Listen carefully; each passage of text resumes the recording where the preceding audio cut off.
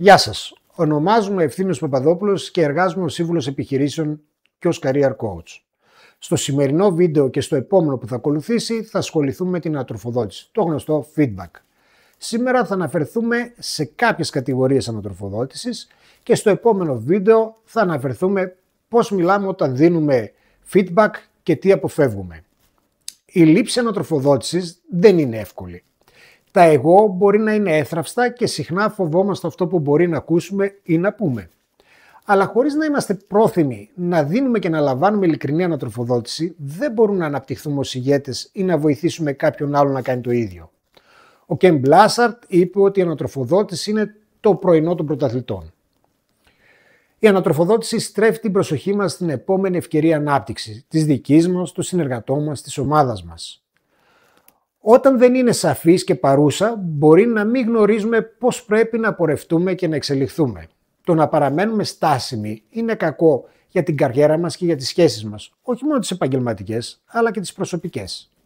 Εδώ όμως πρέπει να προσέξουμε κάτι. Πρέπει να διακρίνουμε πότε δίνουμε ανατροφοδότηση ή κάνουμε κριτική. Ποια είναι η διαφορά μεταξύ τους? Στην κριτική εστιάζουμε στο παρελθόν. Ονομάζουμε αυτό που δεν θέλουμε. Επισημαίνουμε μια αδυναμία, αποκαρδιώνουμε τον άλλον και τον αφήνουμε να νιώθει ότι αυτό είναι το πρόβλημα. Στην ανατροφοδότηση αντιθέτως εστιάζουμε στο μέλλον. Εστιάζουμε και ονομάζουμε τι θέλουμε. Υποδεικνύουμε ευκαιρίες για ανάπτυξη, εμπνέουμε και κάνουμε τον άλλον να σκέφτεται ότι μπορούμε να το βελτιώσουμε, να το κάνουμε καλύτερα. Όταν λαμβάνουμε ανατροφοδότηση και όχι κριτική, η εστίαση μεταβαίνει από το τι πήγε στραβά στο πώς θα το βελτιώσουμε. Επειδή η εστίαση είναι στη βελτίωση για το μέλλον, δεν νιώθουμε απελπισμένοι. Αντίθετα, νιώθουμε εμπνευσμένοι να αναπτυχθούμε.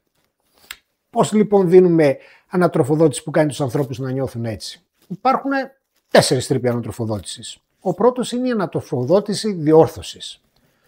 Τις περισσότερες φορές όταν σκεφτόμαστε το feedback, σκεφτόμαστε την ανατροφοδότηση διόρθωσης. Ο σκοπός εδώ είναι να αντιμετωπίσουμε μια ανησυχία, ένα πρόβλημα. Παράδειγμα, η Άννα αργεί πάντα. Εμείς θέλουμε η Άννα να φτάνει στην ώρα της. Η κατάσταση βέβαια μπορεί να είναι πολύ πιο περίπλοκη από αυτό το παράδειγμα, αλλά ο σκοπός της ανατροφοδότησης είναι ο ίδιος. Να αντιμετωπίσουμε ένα συγκεκριμένο περιστατικό και να προτείνουμε ό,τι χρειάζεται για αλλαγή. Εδώ μπορούμε να χρησιμοποιήσουμε μια απλή διαδικασία 3 βημάτων. Βρες το, ανέτρεψέ το, αναβάθμισέ το. Βρες το. Το πρώτο βήμα είναι να εντοπιστεί και να ονομαστεί το πρόβλημα. Το ζήτημα που θέλουμε να αλλάξουμε. Η Άννα έρχεται πάντα καθυστερημένη. Ανέτρεψέ το. Στη συνέχεια μετατρέπουμε το αρνητικό σε θετικό. Τι θέλουμε περισσότερο? Θέλουμε η Άννα να έρχεται στην ώρα της. Αναβάθμισέ το. Τέλος, το αναβαθμίζουμε ονομάζοντας πώς αυτή η αλλαγή θα βοηθήσει το άτομο να επιτύχει τους οργανωτικούς ή προσωπικούς του στόχους. Άννα μου, με το να έρχεσαι στην ώρα σου ενισχύεις τους συνεργάτες σου την πίστη ότι μπορούν να στηριχθούν επάνω σου. Η ανατροπή της ανατροφοδότησης απομακρύνει τον ύποπτο από την εξίσωση και δίνει έμφαση στην επίτευξη μιας εξαιρετικής απόδοσης. Δεν κολλάμε πλέον στην επίρρηψη ευθυνών και τιμωριών, αντίθετα εστιαζόμαστε στον ορισμό και την οικοδόμηση ενός καλύτερου μέλλοντος.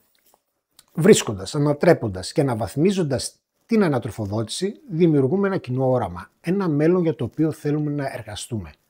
Δεν δείχνουμε με το δάχτυλο ούτε ρίχνουμε ευθύνες και δεν χρειάζεται να μαζάμε τα λόγια μας, επειδή η γλώσσα μας μπορεί να είναι σαφής, υποστηρικτική και εστιασμένη στο μέλλον. Ο δεύτερος τύπος είναι η ανατροφοδότηση των δυνατών σημείων. Όπως είπαμε, η ανατροφοδότηση έχει στόχο να βοηθήσει κάποιον να αναπτυχθεί και να βελτιωθεί για το μέλλον. Αυτό σημαίνει ότι μερικές φορές το καλύτερο feedback που μπορούμε να προσφέρουμε είναι να βοηθήσουμε κάποιον να αναγνωρίσει τα δυνατά του σημεία. Εδώ η ανατροφοδότηση περιλαμβάνει την παρατήρηση και την ονομασία των δυνατών σημείων ή των δυνατοτήτων κάποιον.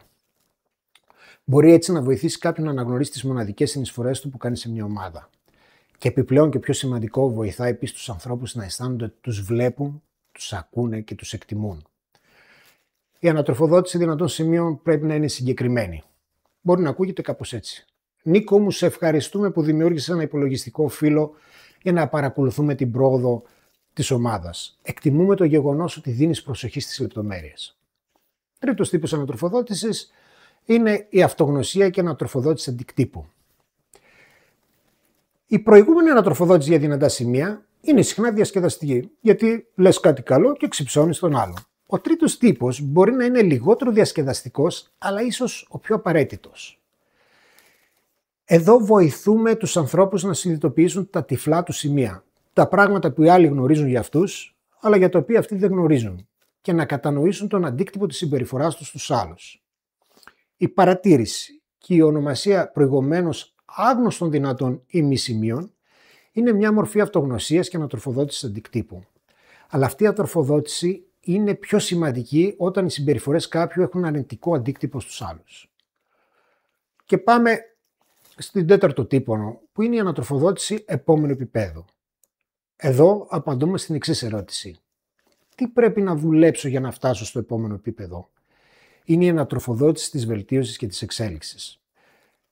Μπαίνουμε σε μια διαδικασία coaching προς το συνεργάτη μας. Είναι μια δεξιότητα που καλό θα ήταν να τη μάθουν και να την αναπτύξουν όλοι οι επιβλέπουν και ηγούνται ατόμων και ομάδων.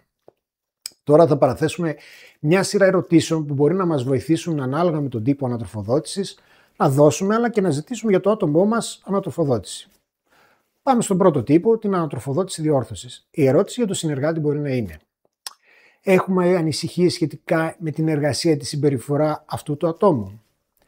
Τι θα μπορούσε να κάνει για να βελτιωθεί στο Κρυστελίτσες την επόμενη φορά? Και όταν ρωτάμε για το άτομό μας, μπορούμε να ρωτήσουμε: έχετε κάποια σχόλια για εμένα? Τι θα μπορούσα να κάνω για να γίνω καλύτερος στο την επόμενη φορά? Στην ανατροφοδότηση δυνατών σημείων για τον συνεργάτη αναρωτιόμαστε πώς συμβάλλει αυτό το άτομο μοναδικά στην ομάδα. Εδώ πρέπει να σκεφτούμε μια φορά που η συμβολή αυτού του ατόμου ήταν απαραίτητη και να πούμε την ιστορία. Αντίστοιχα για εμάς μπορούμε να ρωτήσουμε ποιες μοναδικές δεξιότητες, δυνατά σημεία ή ικανότητες φέρνω. Μπορείτε να μου πείτε μια φορά που θεωρήσατε ότι έκανε εξαιρετική δουλειά? Στον τρίτο τύπο, στην αυτογνωσία και ανατροφοδότηση αντικτύπων, η ερώτηση για τον συνεργάτη μπορεί να είναι: έχουν αρνητικό αντίκτυπο τα πρότυπα συμπεριφοράς ή λήψης αποφάσεων αυτού του ατόμου χωρίς να το συνειδητοποιεί? Είναι αυτό το άτομο πρόθυμο να βγει από τη ζώνη άνεσής του? Και αντίστοιχα για το άτομό μας, υπάρχουν επαναλαμβανόμενα μοτίβα στη συμπεριφορά μου, τη λήψη αποφάσεων που μπορεί να με κρατούν πίσω ή να προκαλούν πρόβλημα σε μένα και την ομάδα? Σε ποιους τομείς τείνω να παραμένω εντός της ζώνης άνεσής μου? Και στην τελευταία ανατροφοδότηση του επόμενου επίπεδου, η ερώτηση για τον συνεργάτη θα μπορούσε να είναι: τι πρέπει να μάθει για να είναι έτοιμος για την επόμενη ευκαιρία? Ποιες ηγετικές ικανότητες ή νοοτροπίες μπορεί να είναι απαραίτητες στο επόμενο επίπεδο που πρέπει να αναπτύξει? Και αντίστοιχα για το άτομό μας, μπορούμε να ρωτήσουμε: τι πρέπει να μάθω για να φτάσω στο επόμενο επίπεδο? Ποιες ηγετικές ικανότητες πρέπει να αναπτύξω για να προετοιμαστώ για το μέλλον? Η παροχή και λήψη ανατροφοδότησης είναι απαραίτητη για ομάδες υψηλής απόδοσης και για σχέσεις εμπιστοσύνης και ανάπτυξης. Πρέπει να θυμόμαστε ότι οι άνθρωποι θέλουν να εργάζονται για ηγέτες που κατακτούν το είδος ανατροφοδότησης που ενισχύει, χτίζει, εμπνέει αλλαγή συμπεριφοράς, βρίσκει νέες πηγές ικανότητας και αποφασιστικότητας και καθοδηγεί την ομάδα σε νέα επίπεδα επιτυχίας. Ευχαριστούμε που μας παρακολουθήσατε. Θα μας ενδιέφεραν τα σχόλιά σας σχετικά με το βίντεο, καθώς και με θέματα που θα θέλατε να αναπτύξουμε.